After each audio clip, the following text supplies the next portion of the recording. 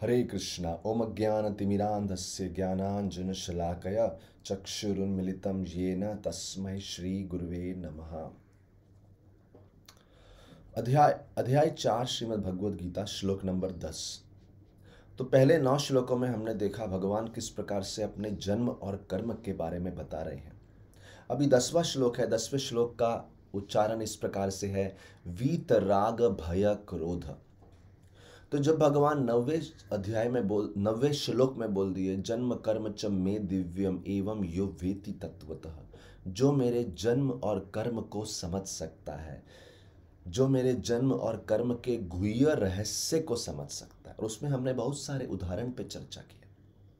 हमने चर्चा किया कैसे रुक्मिणी जी को पूर्ण श्रद्धा थी श्री कृष्ण के कार्यों में, और श्री कृष्ण जब अलग अलग तर्क देने लगे तो रुक्मिणी ने उन तर्कों का अच्छे से खंडन किया, क्योंकि रुक्मिणी देवी ने दर्शा दिया कि उनको तनिक लेश मात्र भी डाउट नहीं है श्री कृष्ण के तत्व पे, on the facts about Shri Krishna. She doesn't have any doubt. Second thing which was very beautiful there, हमने देखा जब श्री कृष्ण इस जगत को छोड़ते हैं तो बड़े ही अद्भुत तरीके से छोड़ते हैं। एक शिकारी ने तीर लगाया, वो तीर उनके पाँव में लगा, और लोग इस तत्व को लेके भी भ्रमित हो जाते हैं कि शायद श्री कृष्ण की मृत्यु हो गई। लेकिन जो गुह्य कॉन्फिडेंशियल बातों को समझते हैं वो जानते हैं कि श्री कृष्ण ने ऐसा क्यों किया। ऐसे ही हमने एक और उदाहरण देखा था भीष्म देव का, कैसे परमात्मा के रूप में भगवान भीष्म देव की महिमा, भीष्म देव की ग्लोरिफिकेशन को बढ़ाने के लिए महाराज युधिष्ठिर को भीष्म देव के सामने लेके जाते हैं। तो इस प्रकार से बहुत सारी लीलाएं हैं भगवान की, जिनके पीछे अगर आप कॉन्फिडेंशियल रीज़न, सीक्रेट रीज़न या मिस्टीरियस रीज़न या गुह्य कारण को समझेंगे तो श्री कृष्ण से प्रेम करेंगे, उनके प्रति श्रद्धा रखेंगे, उनकी सेवा करने की इच्छा रखेंगे। लेकिन जब तक श्री कृष्ण की इस गुह्य बातों के बारे में नहीं मालूम होगा, श्री कृष्ण पे डाउट करेंगे। और 3 कारण हैं जिनकी वजह से हम श्री कृष्ण को पूर्ण रूप से समझ नहीं पाते, या उनसे दूर रहते हैं, या भक्ति मार्ग से दूर रहते हैं। वो हैं 10वें श्लोक में वो कारण दिए हैं, राग भय और क्रोध। तो 9वें श्लोक में बताया है कि कैसे व्यक्ति को भगवान कृष्ण को अच्छे से समझना चाहिए, और कौन लोग नहीं समझ पाते या कौन लोग इस तत्व को अच्छे से स्टडी करने के योग्य नहीं हैं, those who are not qualified. तो 9th में अगर एजुकेशन के बारे में बता रहे हैं तो 10th में उस एजुकेशन की क्वालिफिकेशन क्या है उसके बारे में बता रहे हैं। तो उसमें राग भय और क्रोध, ये 3 जो है डिस्क्वालिफिकेशन है। अगर किसी व्यक्ति में ये चीज़ें हैं तो वो भगवान को समझ नहीं पाएगा। और इसी श्लोक में बताया है उसे अपने आप को प्यूरिफाई करना पड़ेगा। मन मया माम उपाश्रित, उसमें बोला है भगवान के ज्ञान से अपने चित्त को, अपने कॉन्शियसनेस को प्यूरिफाई करना पड़ेगा ताकि वो भगवान को समझ पाए। जैसे जब हम किसी को देखते हैं और हमारे मन में उस व्यक्ति के प्रति डाउट उठते हैं, जैसे हमारे सामने किसी ने कोई कार्य किया, सपोज करे कोई फ़ोन पे बात कर रहा है और हम उनसे बोले तुम फ़ोन पे क्या बात कर रहे हैं, वो बोले हम नहीं बता सकते, तो हमारे मन में अनेक विचार आने लगते हैं, ये ज़रूर हमारे बारे में बात कर रहे होंगे, हमसे क्यों छुपा रहे हैं। हज़ार, कभी कभी हज़ार, स्पेशली अगर व्यक्ति बहुत नज़दीकी हो तो विचार आने लगते हैं। तो ऐसे कोई भी व्यक्ति कुछ कार्य किया, उसको देख के हमारे मन में उसके प्रति डाउट आते हैं। तो ऐसे समय में जब जल्दी जल्दी में बहुत सारे डाउट आ जाएं, समय मिलने पे उस व्यक्ति के साथ बैठना चाहिए अगर वो बहुत नज़दीकी है, और उनको बताना चाहिए कि हमें आपकी एक्टिविटी से इस प्रकार से डाउट आ रहे हैं और we want to connect to you at a deeper level, ताकि हमारे मन के ये डाउट चले जाएं। उसी प्रकार से भगवान श्री कृष्ण से भी डीपर लेवल से कनेक्ट करना, जैसे एक सब्जेक्ट होता है नॉन वायलेंट कम्युनिकेशन। किसी को इस प्रकार से कम्युनिकेट करो कि उसमें वायलेंस ना हो, शब्दों में किसी के प्रति हिंसा ना हो। तो उसमें क्या बोलते हैं कि अगर किसी ने कुछ कार्य किया जिससे आपको बुरा फील हुआ, तो बुरा फील होते ही हम अगला स्टेटमेंट बोलते हैं कि ये व्यक्ति बुरा है। बोले हमारी फीलिंग और उसके प्रति जजमेंट पास करने के बीच में there is something called as connection request. उनके साथ कनेक्ट कीजिए, डीपर लेवल पे समझने की कोशिश कीजिए। अगर उनके किसी एक्शन ने आपको बुरा फील किया, हो सकता है उसमें उसकी गलती ना हो, आपकी ही ज़्यादा कुछ एक्सपेक्टेशन रही हो। तो ये एक अलग साइंस है जिसे समझना चाहिए, ताकि हम दूसरों से अच्छे से कनेक्ट कर सकें। और हमेशा जब हमें बुरा फील होता है, इसका मतलब ये नहीं कि अगला व्यक्ति रॉन्ग है, उसको भी एक अलग एंगल से समझ सकते हैं। सो एनीवे, यहाँ श्री कृष्ण को समझने की बात आ रही है। तो 3 चीज़ें हैं, राग, भय और क्रोध। राग यानी अटैचमेंट। तो अभी हम अटैचमेंट का एग्जाम्पल देते हैं, कैसे अटैचमेंट होने से व्यक्ति भगवान को समझ नहीं पाता। जैसे एक एग्जाम्पल हनुमान जी की लीला से आता है, रामायण से आता है, सुग्रीव का। जब प्रभु रामचंद्र ने सुग्रीव की मदद करी और सुग्रीव की सहायता में वाली को मार दिया, वाली सुग्रीव के लिए बहुत दुख का कारण बना, तो भगवान राम ने वाली को मारा, सुग्रीव को उसका राज्य लौटा दिया। जब सुग्रीव को उसका राज्य लौटा दिया तो सुग्रीव बड़े खुश हो गए। उसी समय चातुर्मास शुरू हो गया। चातुर्मास ये बारिश का समय होता है, जिस समय लोग ट्रैवल नहीं करते, एक जगह विराजमान रहते हैं और धर्म का, भजन का, भक्ति इत्यादि करते हैं। तो जब ये सब होता है तो राम जी ने सोचा अभी चातुर्मास के बाद ही सीता को ढूंढ पाएंगे, चातुर्मास में तो बड़ा मुश्किल होगा ट्रैवल करना पूरी सेना को लेके। तो सुग्रीव ने भी सोचा चलो 4 महीना अभी आराम करने का मौका मिला है। लेकिन सुग्रीव उन 4 महीने में अपनी पत्नी के साथ, परिवार के साथ इतना आनंद में डूब गए कि राम के प्रति उनका कर्तव्य क्या है, उनकी ड्यूटीज क्या है, उनका ऑब्लिगेशन क्या है, उसको भूल गए। दिस इज कॉल्ड एज राग, अटैचमेंट, आसक्ति। आसक्ति के कारण इतना डूब गए उस आसक्ति में कि भूल गए हमारा किसी के प्रति कुछ ड्यूटीज है। ऐसे ही एक और एग्जाम्पल आता है इंद्र का, जो देवताओं के राजा हैं। देखिए, इंद्र जब भी अपने गुरु बृहस्पति के सामने बैठते थे तो बहुत सम्मान करते थे, उनका आदर करते थे, उनसे ज्ञान प्राप्त करते थे। लेकिन वही व्यक्ति जब राजगद्दी पे बैठते हैं तो अपने ऐश्वर्य में, अपने आनंद में, हैप्पीनेस में इतना एब्जॉर्ब हो जाते हैं। वो बोलते हैं ना, आपका पैसा, आपका धन सर पे चढ़ गया, या आपका पोजीशन, आपकी पदवी सर पे चढ़ गई, आपको इतना घमंड हो गया, आप भूल गए कि रेगुलर मॉरलिटी, नीति शास्त्र क्या बोलते हैं, नैतिक व्यवहार कैसा होना चाहिए। तो एक दिन बृहस्पति इंद्र की सभा में आए, और जब बृहस्पति इंद्र की सभा में आए उस समय इंद्र अप्सराओं का नृत्य देख रहे थे, आनंद ले रहे थे। वो बृहस्पति को सम्मान करना भूल गए। तो यहाँ फिर से देखते हैं, ड्यूटीज हैं सम्मान की, भक्ति की, टू बो डाउन, टू सरेंडर, शरणागति की। लेकिन जब व्यक्ति राग, आसक्ति में डूब जाता है तो ध्यान नहीं लगा पाता। और यही चीज हम अपने जप में भी लागू कर सकते हैं, भगवान का नाम जप। सपोज करिए आप बहुत भूखे हैं और सामने 56 भोग बना के रखा है, कई प्रकार के सबसे स्वादिष्ट व्यंजन रखे हैं, और आप माला जप कर रहे हैं और आपकी फेवरेट आइटम रखी है।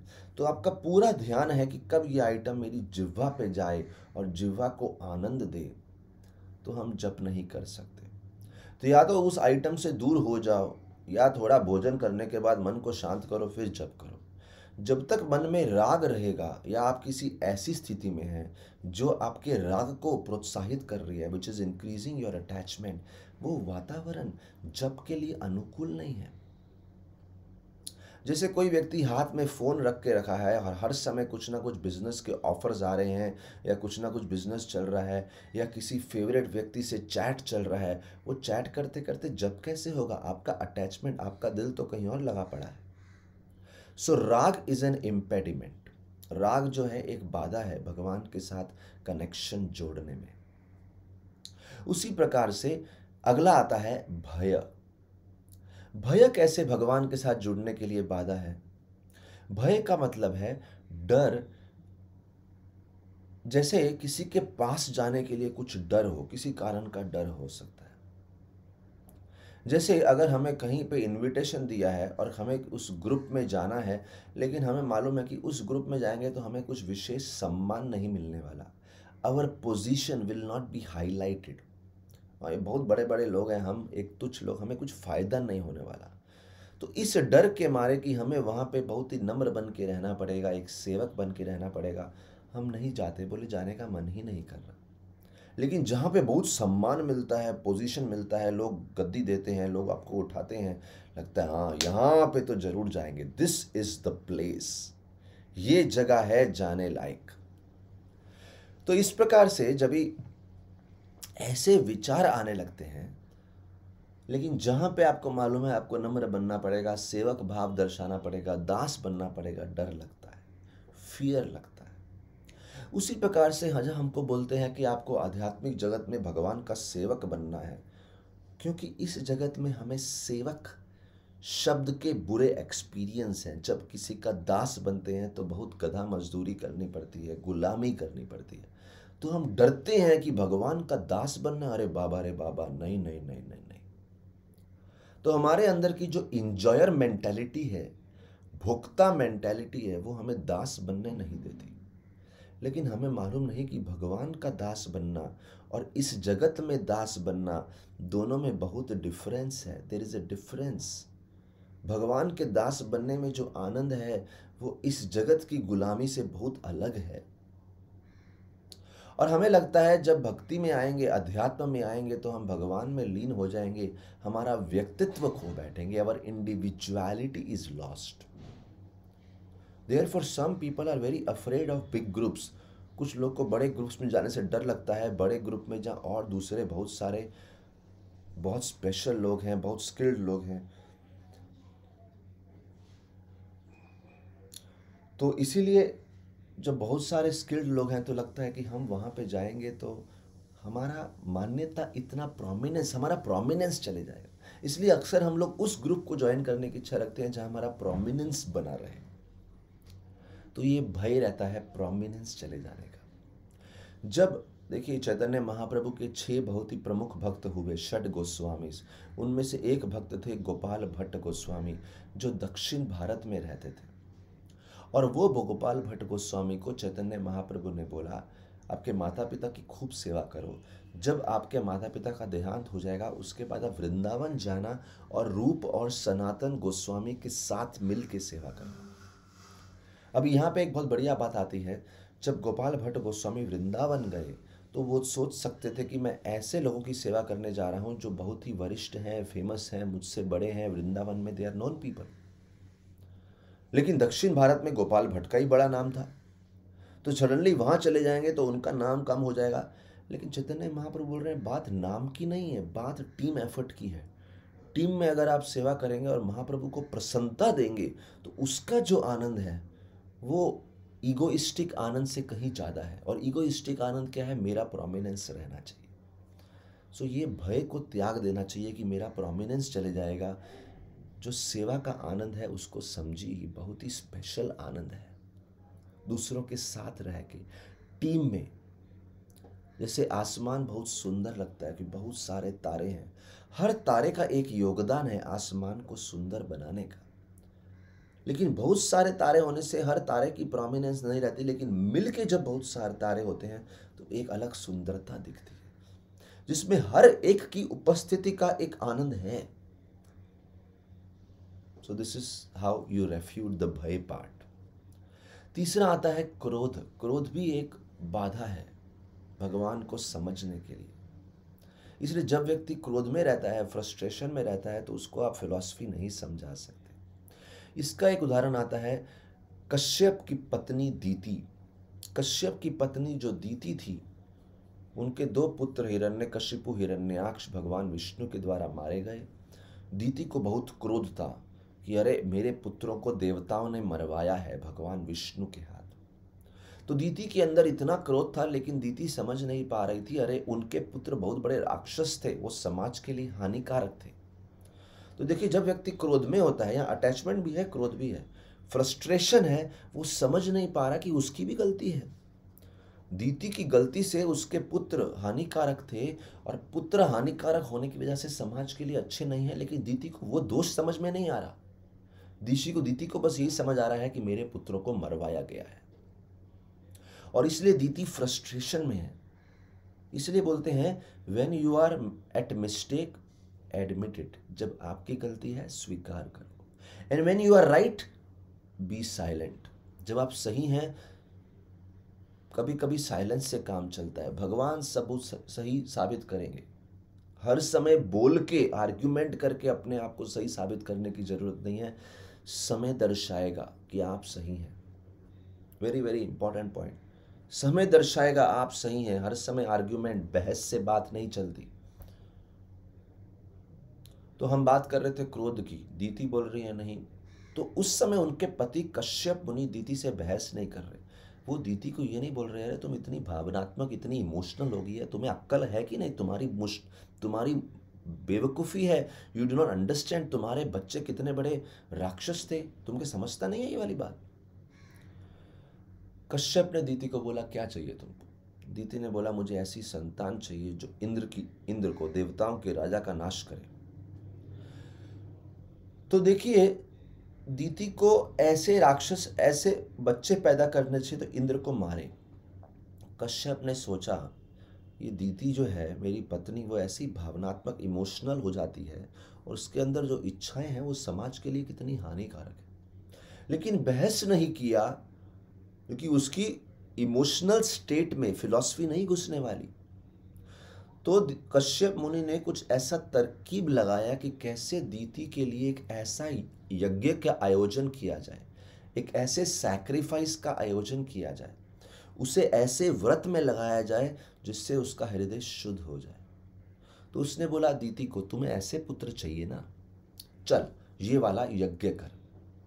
अभी दीति को मालूम नहीं था ये वाला यज्ञ, ये वाला व्रत करने से, एक स्पेसिफिक व्रत बोला गया, ये व्रत करने से जो संतान होगी वो इतनी शुद्ध हो जाएगी कि उसके अंदर इंद्र को मारने की इच्छा ही चली जाएगी।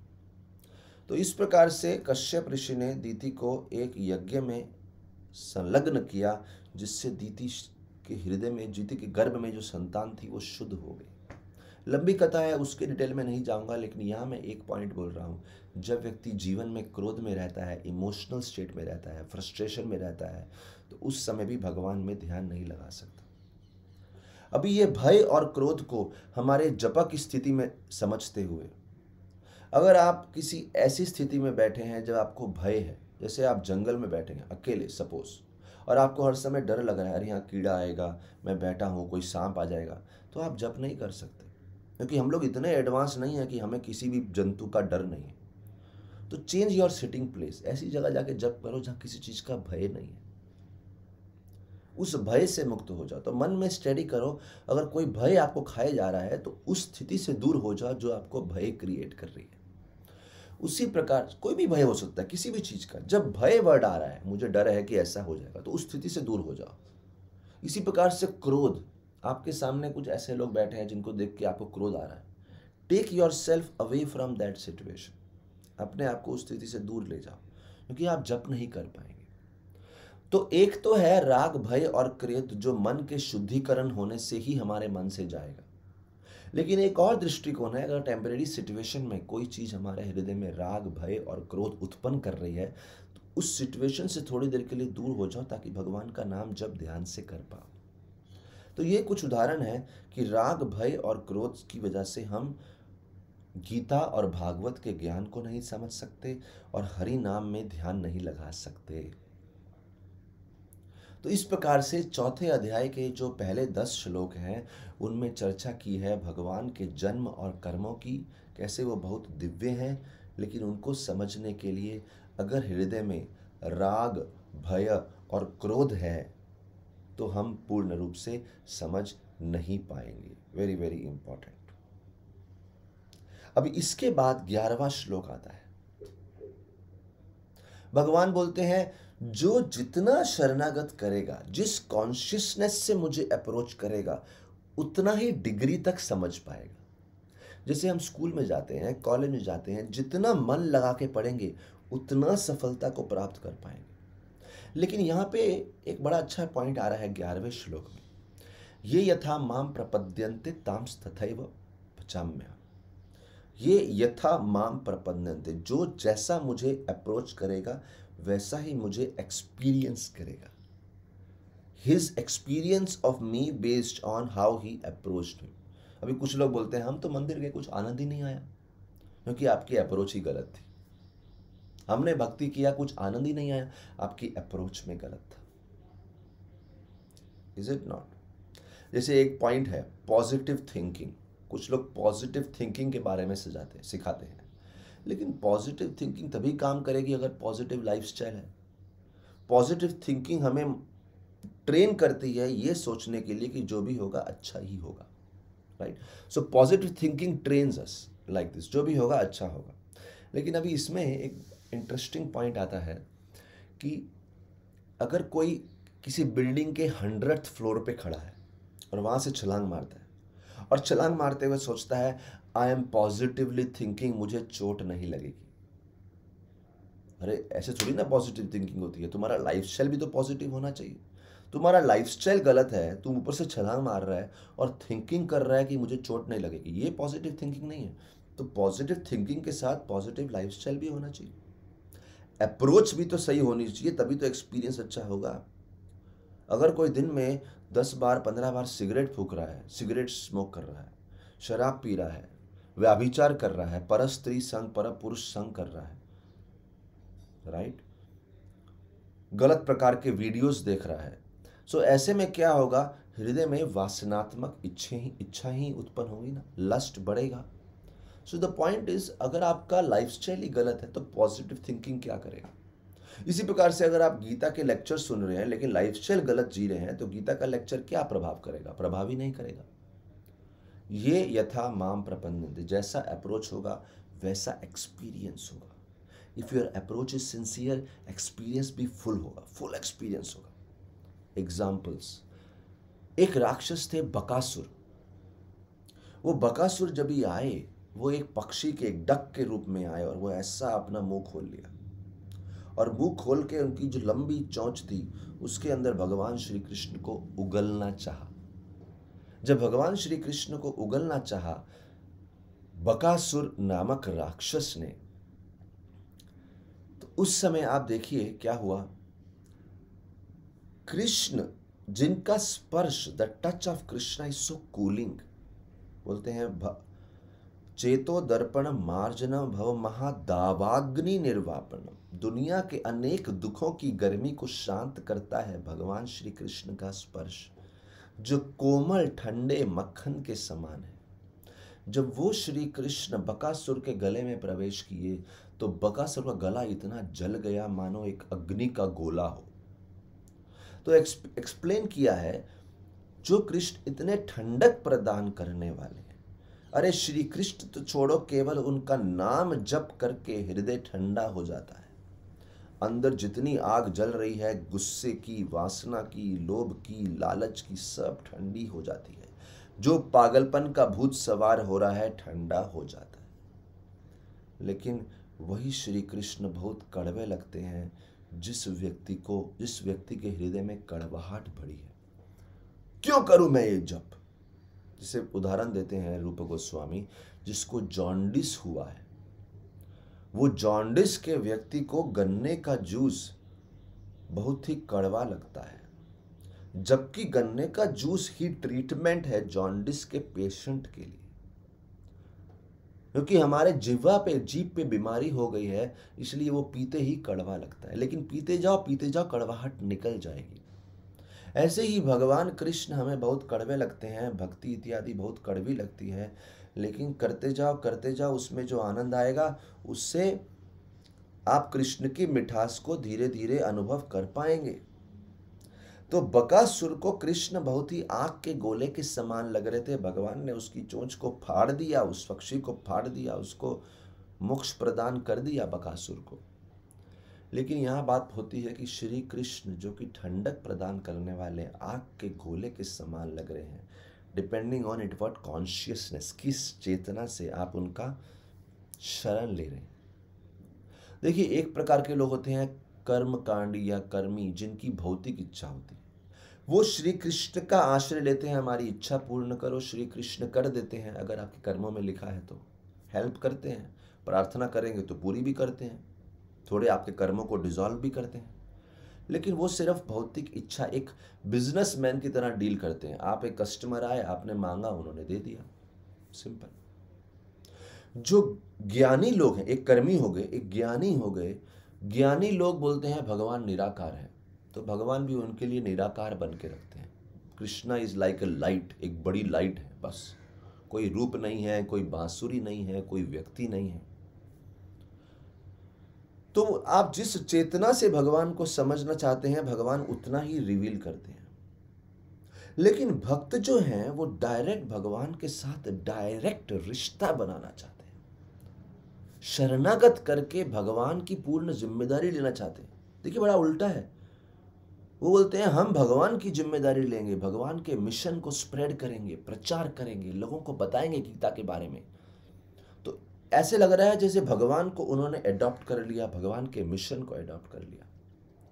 और इसमें क्या होता है, भगवान बोलते हैं तुम मेरे को अडॉप्ट करता है, मैं तुझे अडॉप्ट करता हूं। तो भगवान आपकी सब जिम्मेदारियां उठा लेते। इसीलिए एक बड़ा सुंदर किसी भक्त ने बोला है कि अगर तुम, भगवान अपने भक्त को बोल रहे हैं तू तेरे काम में तो मैं तेरे धाम में, मैं मेरे धाम में। अगर तू तेरे काम में व्यस्त है तो मैं मेरे धाम में व्यस्त हूं।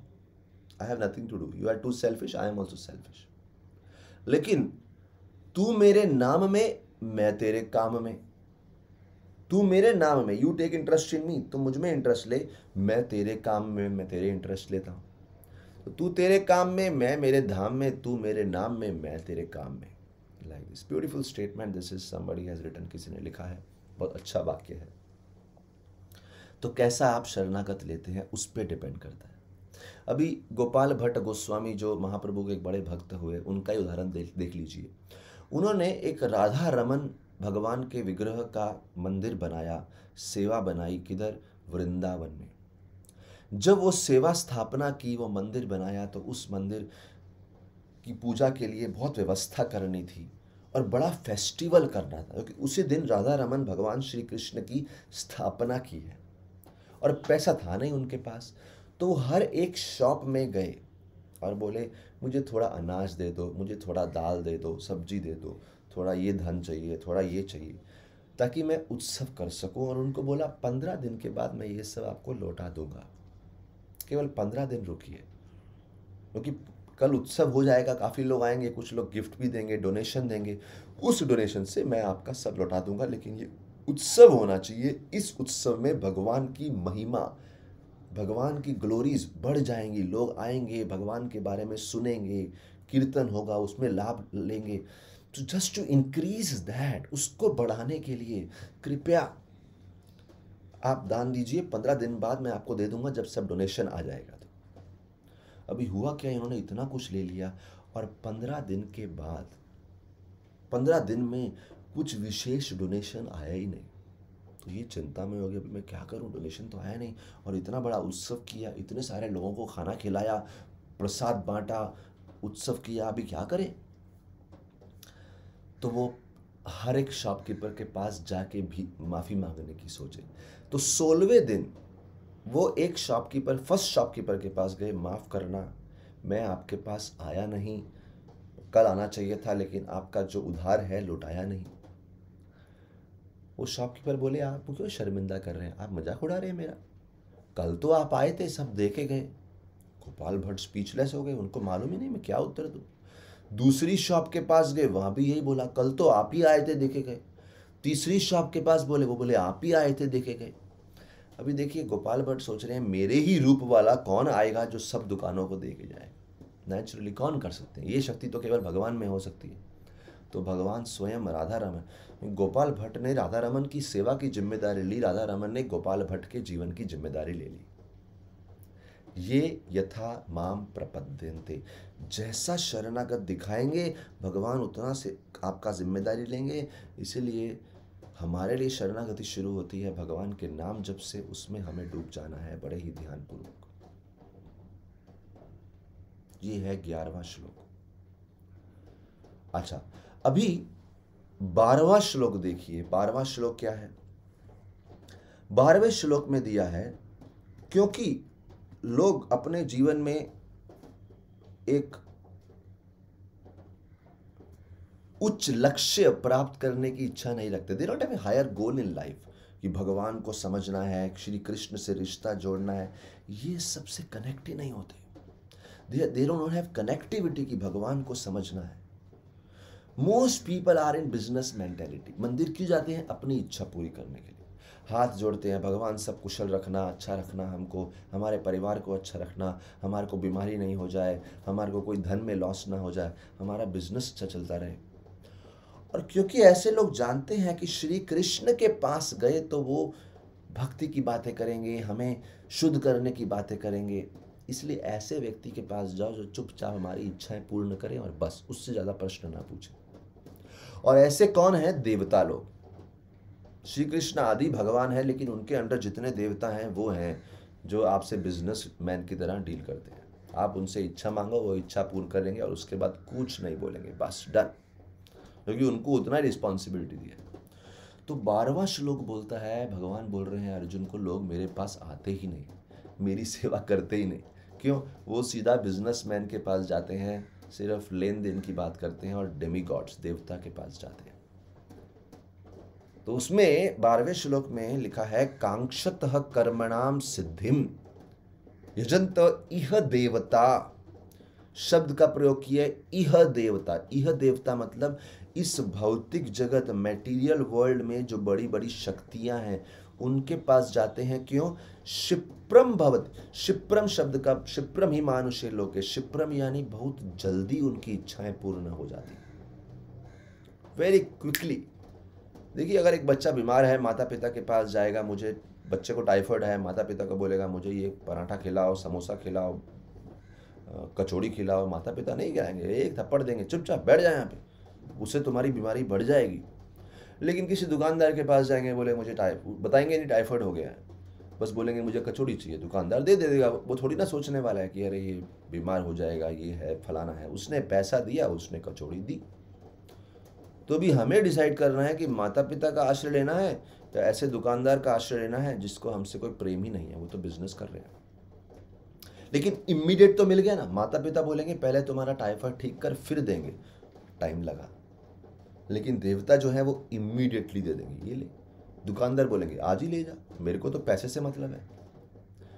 सो दिस इज, इस श्लोक में बहुत सारे शब्द आते हैं। एक शब्द है इमीडिएट, जिसका उदाहरण हमने आपको दिया। दूसरा शब्द आता है इह देवता। अभी इह देवता केवल देवताओं को रेफर नहीं करता, केवल ब्रह्मा जी, शिव जी, या फिर ब्रह्मा जी शिव जी तो बहुत बड़े देवता हैं, लेकिन कोई दूसरे देवता की पूजा करी, गणेश जी की पूजा करी, या फिर इंद्र की, वरुण की पूजा करी, केवल इन लोगों के बारे में बात नहीं करता। Very very important. इह देवता शब्द ऑल्सो रेफर्स टू, इह देवता ऑल्सो इंगित करते हैं इस जगत के फेमस पर्सनैलिटी। जैसे कुछ लोग मंदिर भी नहीं जाते, वो सिर्फ बहुत धनी व्यक्ति से रिश्ता जोड़ते हैं, बोले ये धनी व्यक्ति ही हमारा भगवान है।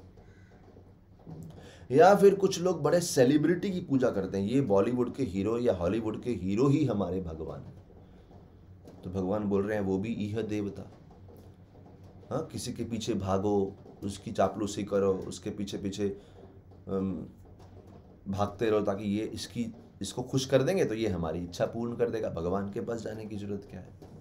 सो दैट इज ऑल्सो इह देवता। इसलिए कुछ लोग बोलते हैं गूगल भी भगवान है, जो मांगो गूगल पूरा करता है। गूगल से जो चाहिए पूछ लो, कहीं रास्ता भटक गए गूगल पे जाओ, कहीं गूगल मैप्स पे जाओ, समझ जाओ, रास्ता मिल गया।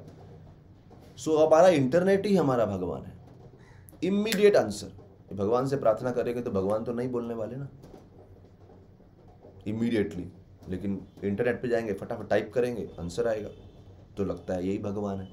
तो 12वें श्लोक में भगवान बोल रहे हैं कि लोग इस जगत की शक्तियों को परम मान बैठते हैं, भगवान मान बैठते हैं, पर जानते नहीं ये सब शक्तियां भी तो मुझसे ही आ रही हैं। I am the one who is giving this. इस प्रकार से 12वां श्लोक बहुत ही सुंदरता से समझाया गया है कि मेन ऑफ स्मॉल इंटेलिजेंस, छोटी बुद्धि के लोग भगवान के पास आते ही नहीं। तो हमने 9वें श्लोक में देखा जन्म कर्म च मे दिव्यम, भगवान के जन्म और कर्म दिव्य हैं। 10वें में देखा उनको समझने में बाधा क्या है, राग, भय और क्रोध। 11वें में देखा कि जिस भावना से भगवान को अप्रोच करेंगे उस हद तक ही एक्सपीरियंस कर पाएंगे, उससे ज्यादा एक्सपीरियंस नहीं करेंगे। The way you surrender to that degree Lord reveals. फिर 12वें में देखा भगवान तो दूर की बात, लोग भगवान के पास जाते ही नहीं, यह देवता इस जगत की शक्तियों की ही पूजा करते रहते हैं, लेकिन उससे सिर्फ इमीडिएट बेनिफिट मिलता है, प्यूरिफिकेशन नहीं होता, जीवन का असली लक्ष्य क्या है उसका ज्ञात नहीं होता। तो दीज आर 3 ब्यूटीफुल श्लोकास। अभी नेक्स्ट सेशन में हम लोग श्लोक नंबर 13, 14 और 15 डिस्कस करेंगे। देखिए ये 3-3 श्लोक का ग्रुप है, 13, 14, 15 है, फिर उसके बाद 16, 17, 18 एक ग्रुप है, फिर उसके बाद 6, 7, 8 श्लोक एक ग्रुप है, 19 से लेकर 24 तक। So like this will go in groups. Thank you very much. Hare Krishna. Srila Prabhupada की जय।